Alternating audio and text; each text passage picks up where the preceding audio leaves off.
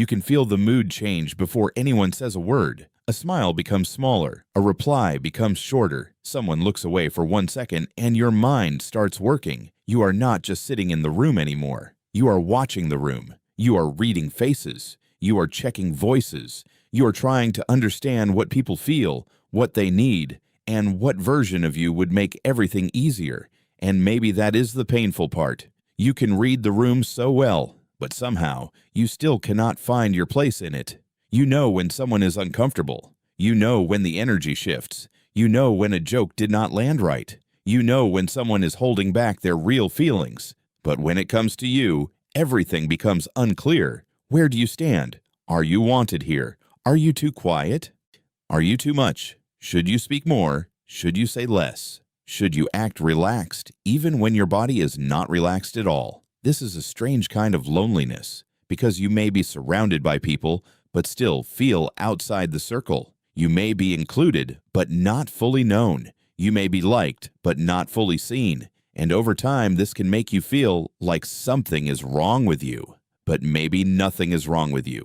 Maybe your mind learned something a long time ago. Maybe it learned that paying close attention to people was the safest way to survive. When you were younger, maybe you had to notice moods quickly. Maybe someone's anger came without warning. Maybe approval felt unstable. Maybe love felt warmer when you were easy to handle. Maybe conflict taught you to study faces before you spoke.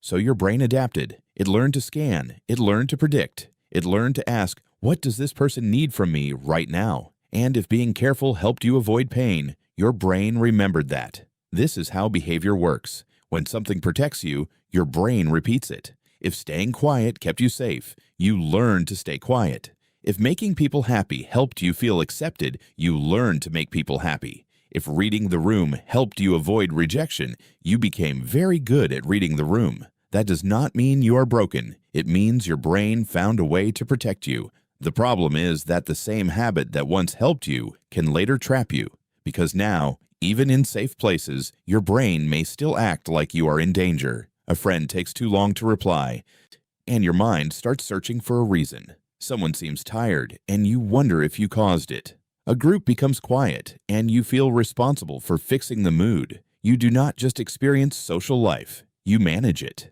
And when you are always managing, you cannot fully relax. This is why you may feel tired after simple conversations, not because you hate people, not because you are weak, but because your brain is doing extra work in the background. It is like having a security camera running all the time. It keeps checking for danger even when nothing bad is happening. Your brain is always trying to predict what will happen next. That is one of its main jobs. It looks at small signals, connects them to past experiences, and creates a story. A flat tone becomes, "They are mad." A late reply becomes, "They are losing interest." A quiet room becomes, "I did something wrong." The brain does this because it wants to prepare you. It would rather warn you too early than too late. But there is a cost. When your brain treats every small signal like proof, you stop living in the moment. You start living inside guesses. You are no longer asking, "What is happening?" You are asking, "What could this mean about me?" And that is where the pain begins, because reading the room gives you information, but it does not give you belonging. Belonging needs something else. It needs presence. It needs the feeling that you are allowed to be there, not just as the helpful one, the calm one, the funny one, or the easy one, but as yourself. Think of your attention like a flashlight. For a long time, your flashlight may have been pointed outward, at other people's faces, their tones, their silence, their comfort, their needs. But the more your light points outward, the darker your inner world becomes. You may know what everyone else feels, but not know what you feel. You may know what someone wants from you, but not know what you want. You may know how to make others comfortable, but not know how to let yourself be real. So the goal is not to stop reading the room.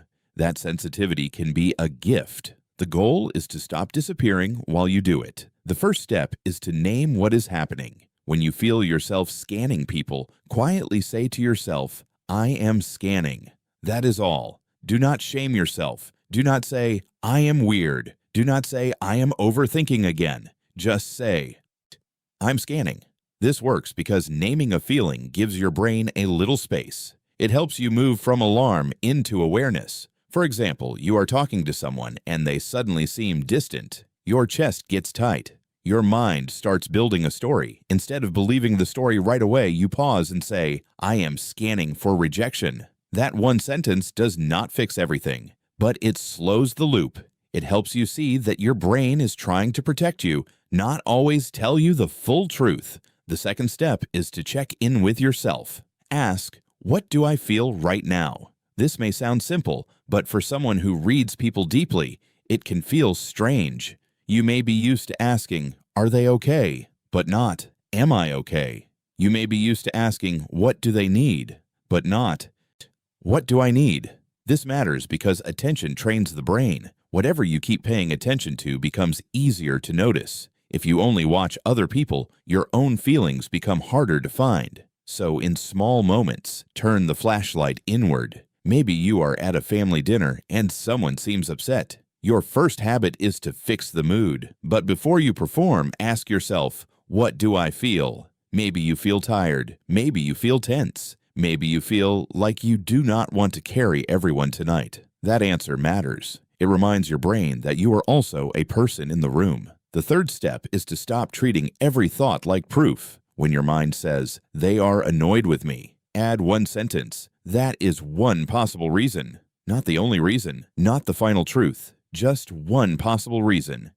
This is called reality checking. Your brain often fills empty spaces with old fears. If you have been rejected before, your brain may expect rejection again. If you have felt unwanted before, your brain may search for signs that it is happening again. So when a friend replies late, your brain may say, "They do not care." But a more accurate thought is, that is one possible reason, but there are other reasons too. Maybe they are busy. Maybe they are tired. Maybe they forgot. You are not forcing yourself to be positive. You are teaching your brain to be fair. The fourth step is to practice small honesty. You do not need to share your deepest pain with everyone. You do not need to suddenly become bold. Start small. Say what you prefer. Say when you are tired. Say when you do not understand something. Say when you would rather stay home. This works because your brain needs new evidence. If you have spent years being accepted only when you adjust yourself, your brain may believe that honesty is dangerous. Small, honest moments show your nervous system that being real does not always lead to rejection. For example, someone asks where you want to eat. Your old answer is, "Anywhere is fine." But this time you say, "I would actually like something quiet." That may seem small, but inside your brain, it is important. It says, "I can have a preference and still belong." The fifth step is to let people have their own feelings. This may be the hardest part. When you are used to reading the room, other people's emotions can feel like your responsibility. If someone is quiet, you feel pressure to fix it. If someone is disappointed, you feel guilty. If someone seems uncomfortable, you become smaller. But other people's feelings are not always instructions for you. Sometimes a person is quiet because they are tired. Sometimes someone is distant because they are dealing with their own life. Sometimes a room feels heavy, and it is not your job to carry it. This does not mean you stop caring. It means you stop confusing care with control. You can be kind without becoming responsible for everyone's mood. You can notice discomfort without turning yourself into the solution. That is emotional maturity, not coldness, not selfishness. Maturity, because real connection does not come from perfect performance. It comes from being present enough to meet people honestly, and honest connection needs two people.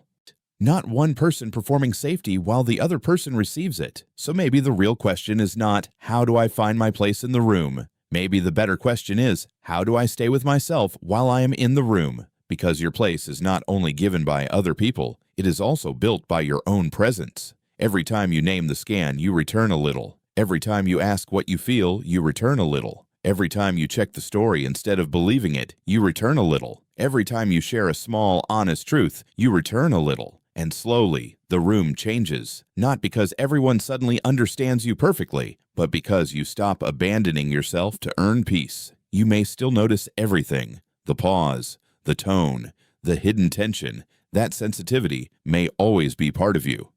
But one day, It will not pull you away from yourself so easily. You will be able to read the room and still stay in your body. You will be able to care about people and still have your own needs. You will be able to sense discomfort without becoming smaller. And maybe that is where belonging begins. Not in becoming the perfect person for every room, not in reading every signal correctly, but in standing there gently, honestly, and fully enough to say, I am here too.